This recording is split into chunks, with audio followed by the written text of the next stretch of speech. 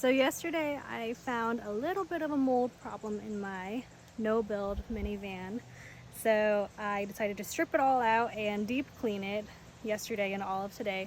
And I figured that now would probably be the perfect time to show you exactly what the no-build setup looks like. So I just got done laying out the floors.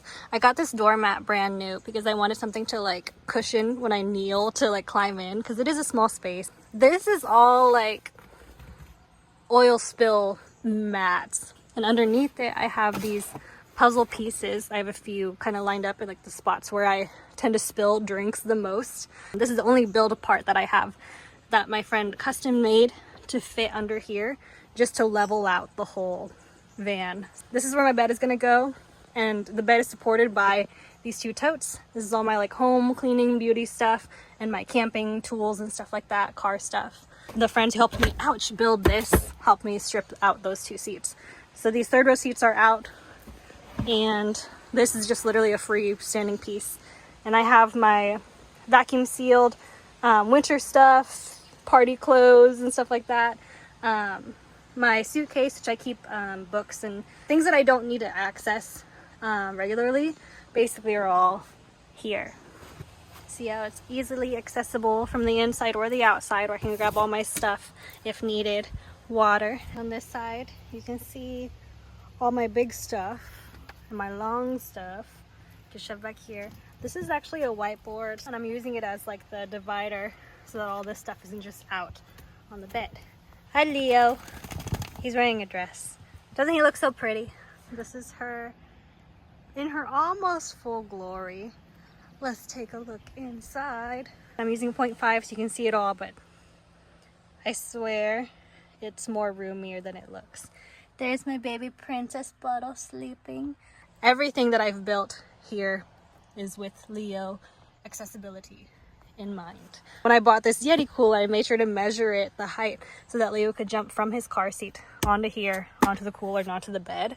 At the time, the bed was higher, so I wanted it to be like a step for him. Now, the way it's laid out, I think Leo could just like climb right on, so it's perfect. And this is my big old living space, my bathroom, my craft space, my meditation space. I keep this whole area open so that I can stretch and do yoga sometimes, like if I can't do it outside. So yeah. Leo loves it. Leo's a van dog. It's gonna be like cooler tonight, but I have power. I have like you can see a little extension cord running, so that will power my heater for tonight. But this is a mosquito net. It unzips if you just want this open air, and this whole thing is waterproof. Under here is all the stuff that I still need to sort. So basically my garage, and my goal is to get rid of the stuff I don't need right away and put the things back in and make sure that it still looks the same way as you saw it in there. Also up here, that is my extra storage box. I have like my paddle board and all of my big stuff that does not need to be inside. And then this extends out to be a big like privacy shower thing. This is Leo's car seat. This car seat's really awesome because it buckles all around, and you can even put this strap over it, and it kind of goes under there and you buckle it in where the buckle is. Behind here I have a little table that I can put on my steering wheel if I want to have a snack while sitting in the driver's seat. And I also have this little backpack that you might see me carrying him in most often. And then yeah, I still use this space. This bag is full of miscellaneous stuff. Not really miscellaneous, but it's like my shoes, Leo's like doggy walking stuff, bathing suits and stuff, like stuff that I don't use all the time, but like when I need it, I need it. I also wanted to show you this stuff. I got some cute decorations. Read that out loud.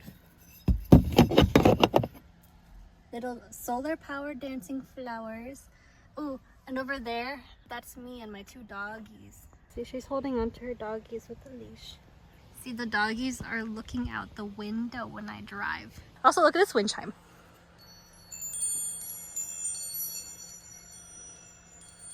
Isn't that magical? First question, what inspired you to do van life?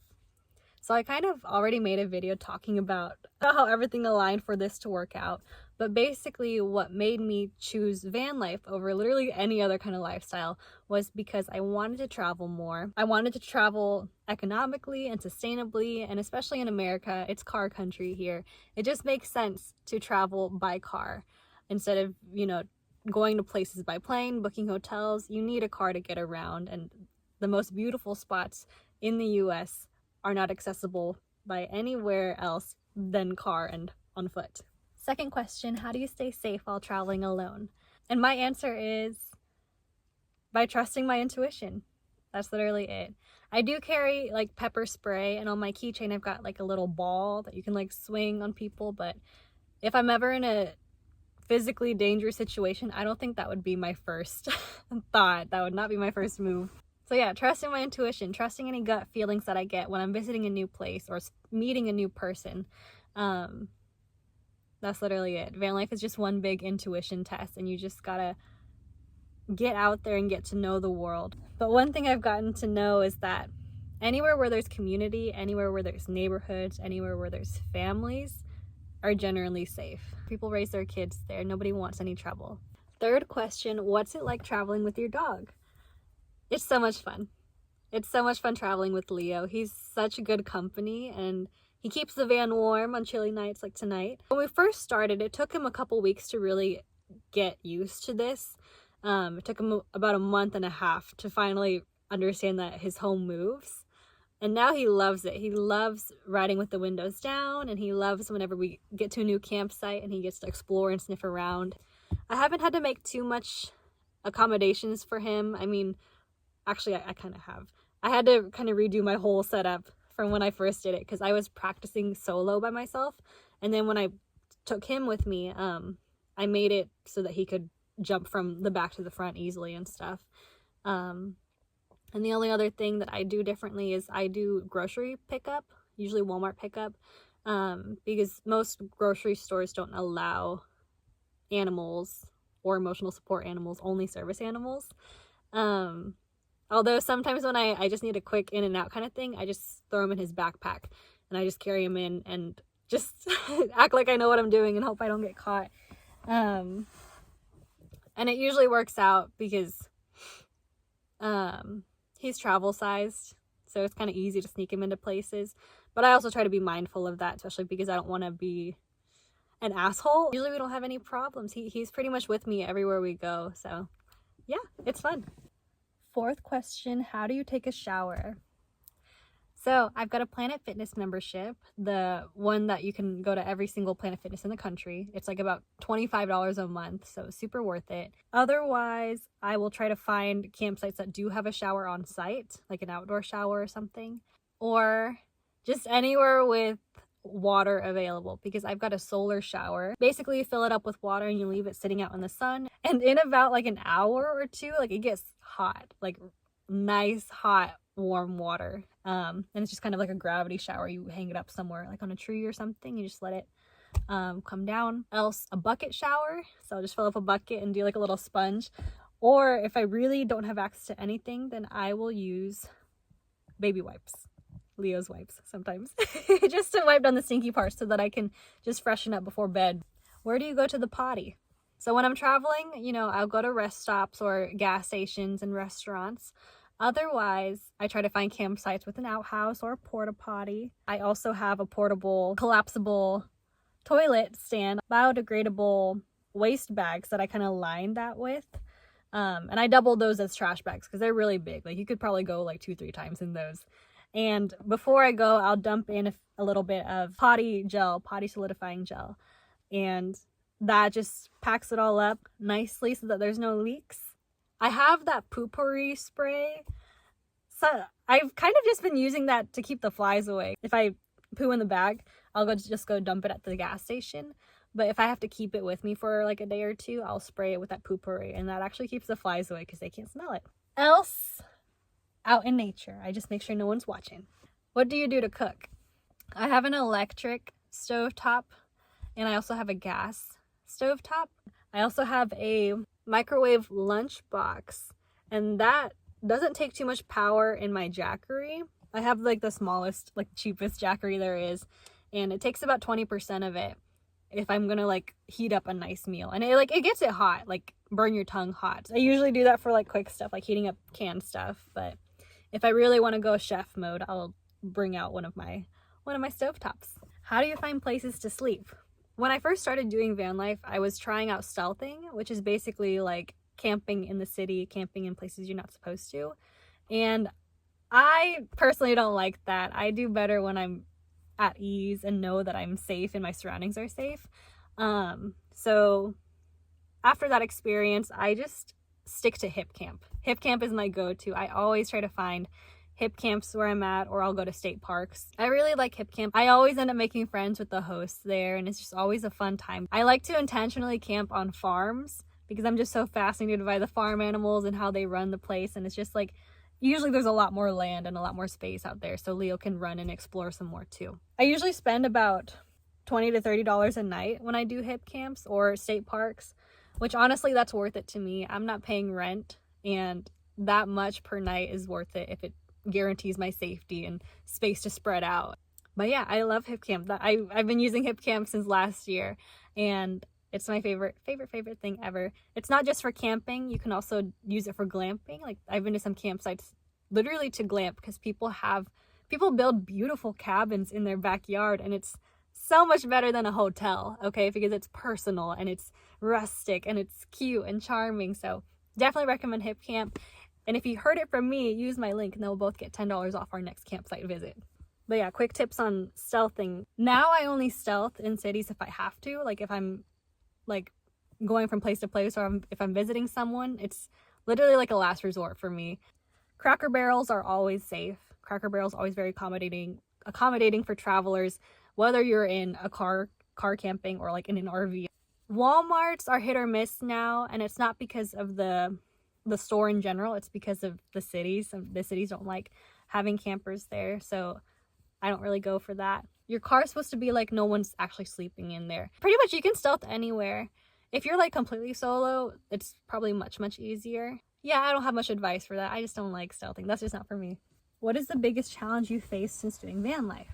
I mean, the biggest challenge was just getting used to it. Getting used to living in a van after having lived like in civilization. I had to get used to the smaller space, but I've also found it challenging now that I'm used to it, getting back into civilization. Seeing running water and like, it's like, I feel like a little bit out of place. I'm like a caveman almost. So to alleviate that and to kind of make sure that I stay civilized, I'll usually like book a hotel or an Airbnb every month or so, just to kind of refresh and like, I'll go all out. I'll pick somewhere with like a big old bathtub to take a bubble bath. And that's just a good way for me to enjoy those luxuries, and it gets me in a place where I'm even more grateful and present for living in this van life. What are the biggest rewards of living van life? Definitely the freedom. Definitely the freedom to roam whenever, wherever I want.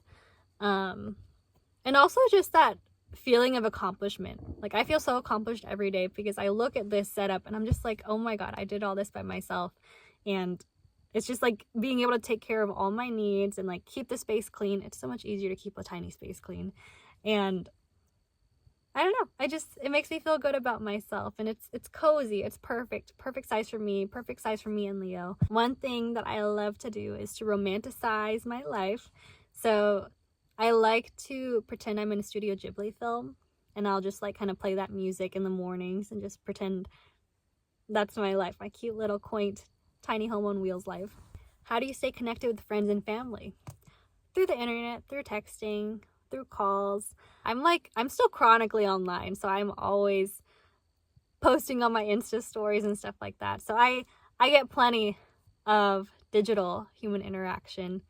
And I try to stay in touch with my friends and family through there too. I don't really have anyone who I regularly check in with at this moment in time, but I do have my two closest friends as my emergency contacts. They have my location, so they keep in touch with me too. Next question, do you ever feel lonely? Honestly, not really. It probably helps having Leo here, but also I found that there's always something to do. Like, because I have all this time and all this freedom, I literally I always have something to do. There's always something to clean. There's always something to cook. My activities are all up here, there. And it's mostly my art stuff, my music stuff, my hula hoops, dancing stuff. And I even have like books and music, like a whole radio player and a bunch of CDs. Like literally there's always something to do. So no, I'm never really lonely because I'm never really bored. What do you do for work or income? So right now, nothing. I'm living off of my savings from my past corporate job. And because I don't pay rent, that's been able to help my money go longer. However, I am starting to do more stuff here on social media and posting my life and posting my story, posting my journey. And that's been taking up a lot of my time. So yeah, everything I do is digital. I try to find campsites that are within my cell tower network or have Wi-Fi available. That's a must for me because most of my days are spent filming and editing videos, and the rest of my days is just spent frolicking around and enjoying the nature, capturing the moments that turn into the wisdom that I drop out here. How do you maintain your vehicle and take care of unexpected repairs? I just do regular maintenance on this vehicle. I think every 6,000 or 7,000 miles I will take it to the dealership to just do the regular, I don't know, oil change, whatever they do with it. And as far as unexpected repairs, which that has happened a few times, for those I'll usually look for like a local shop to go to. There's one time my car battery died and I literally had to get a tow. Your car insurance will reimburse if you get a local shop to take care of you if you don't use whatever they provide. So just so you know. How do you navigate fear or uncertainty while traveling?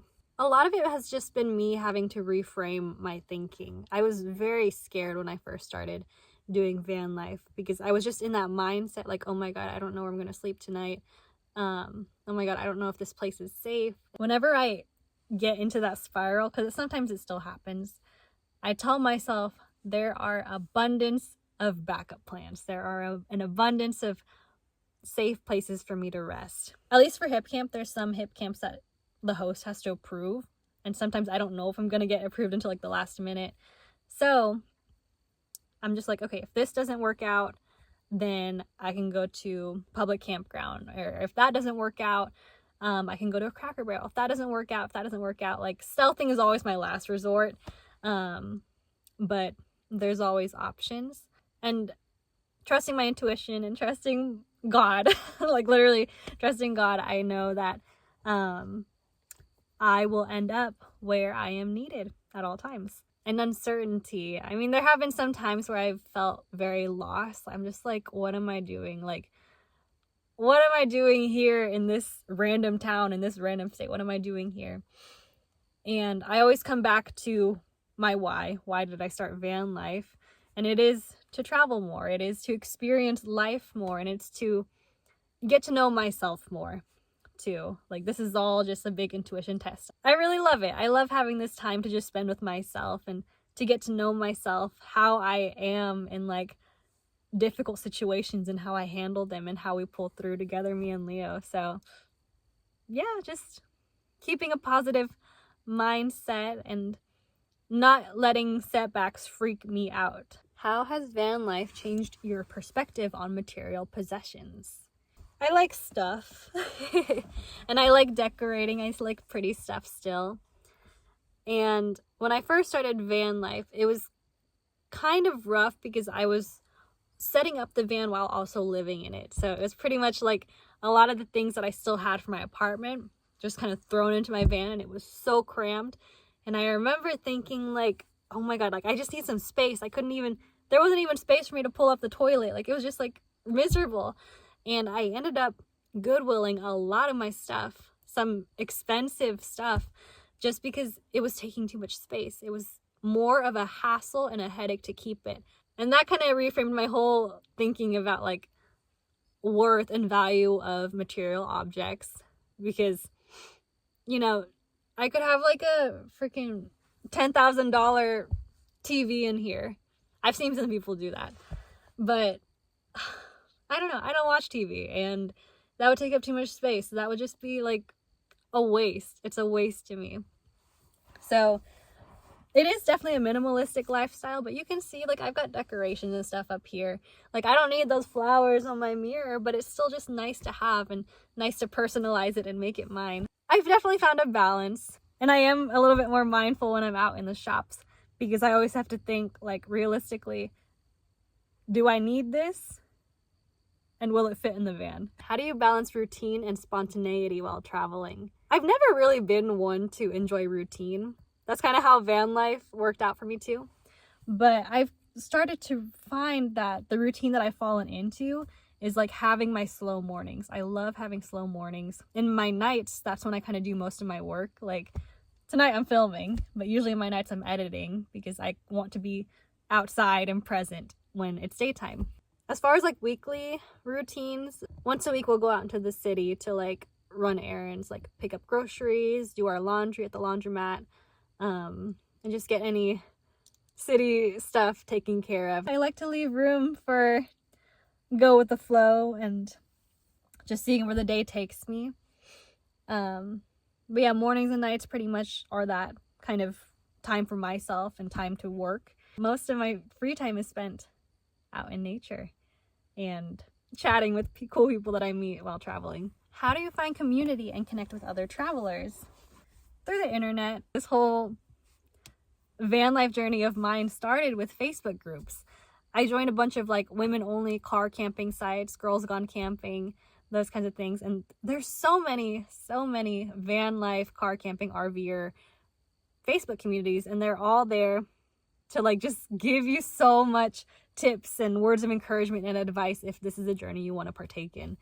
There's even like a queer van life community. Like there's all kinds. So that's how I got connected. And there's some communities that do like monthly meetups too. So I haven't gone to those yet, but they're out there. And sometimes when I go to campsites, I literally just meet other people who are doing the same thing. So it's just kind of chance and a little bit of intention if you want to go out and meet people who are out and proud of doing nomadic life. What's been your favorite place that you visited? I'm in Michigan right now, and it's got to be Michigan. There's so many beautiful and affordable campsites up here, and I think it's just because like the snowbirds especially, they go down to Florida. Florida's got a bunch of campsites down there too, but Michigan is just like there's campsites everywhere, and they're all so beautiful, and lakes everywhere. Like before I came up here, I bought an inflatable paddleboard, and that's gotten put to good use up here. Yeah, just an abundance of beautiful campsites. Like even the state campgrounds are really nice and well taken care of, spacious, and most always on a lake. So it's just, I love it here. There's so many places to just rest and explore. What advice would you give to someone considering van life? If this is a lifestyle you're considering, ease into it if you're able to. The difference between a van lifer and someone who's homeless is that one person had the choice and the other one didn't. And this is definitely a lifestyle that if you're not prepared for, it's going to be rough. I started off just like as a one night thing, like a weekend thing, and then I practiced longer stretches, like doing it a week and then at a month at a time. Because every time you sleep outside in the night, you learn so much, and you get to know like, you know, what you need and what you don't really need. Also, connecting with other travelers helps too, getting to know like what their setup looks like, and you don't necessarily need to copy it because your needs will be completely different from another camper's needs. And be open to trial and error if you're doing this. Like there were some things that I bought initially when I started van life that I ended up throwing away after a week because I was like, this doesn't work for me. So like I would take those losses, but in the end I found you know, what works best for me at this moment in time. And who knows, this whole setup might change in the next year or so, but this works for me and this is what makes me happy and comfortable. So just keep that in mind and don't feel like you need to have like this $100,000 setup to like live comfortably. Like this is bare bones my setup and it's cozy. Real quick, I will be putting a link with all of the things that I bought from Amazon that I've really loved using since starting van life. You can check that out in the link in the description.